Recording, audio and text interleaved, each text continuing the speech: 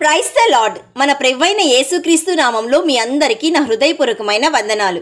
ప్రియ సహోదరి సహోదరుడా, మీ ప్రార్థన అవసరతలు మాకు తెలియచేయండి. మేము మీ కొరకు తప్పక ప్రార్థిస్తాము. ఈ రోజు దేవుని జీవవాక్యము సమూయేలు మొదటి గ్రంథం 17వ అధ్యాయము 45వ వచనము.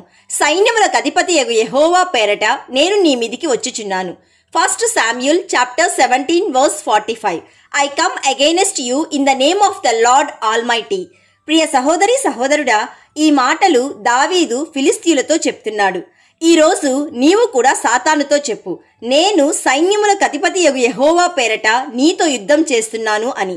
ఇక్కడ దావీదు గొప్ప విజయం చూశాడు. ఎందుకంటే దావీదుకు యుద్ధంలో అనుభవం లేదు. అయితే దావీదుకు దేవుణ్ణి ప్రేమించే అనుభవం ఉంది, దేవుణ్ణి విశ్వసించే అనుభవం ఉంది, దేవుణ్ణి నమ్మే అనుభవం ఉంది, దేవుణ్ణి ఆరాధించే అనుభవం ఉంది, దేవుణ్ణి మహిమపరిచే అనుభవం ఉంది, సైన్యములకు అధిపతి యెహోవాను ఘనపరిచే అనుభవం ఉంది.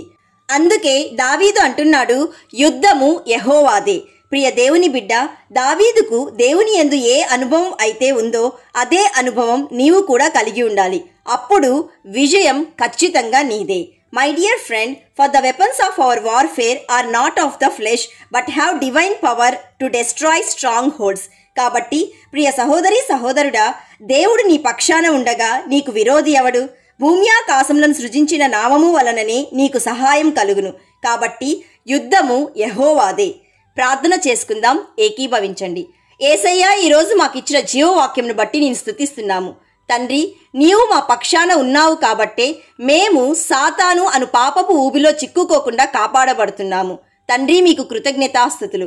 యేసయ్యా, ఈరోజు జీవవాక్యం వింటున్న ప్రతి ఒక్కరిని, వారి కుటుంబాలని, వారికి ఉన్న ఉద్యోగాన్ని, వ్యాపారాన్ని, చదువులను, పరిచర్యను ఆశీర్వదించుమని నిత్యాశ్రయ దుర్గమైన యేసయ్య నామంలో అడుగుచున్నాము తండ్రి. ఆమెన్. God bless you.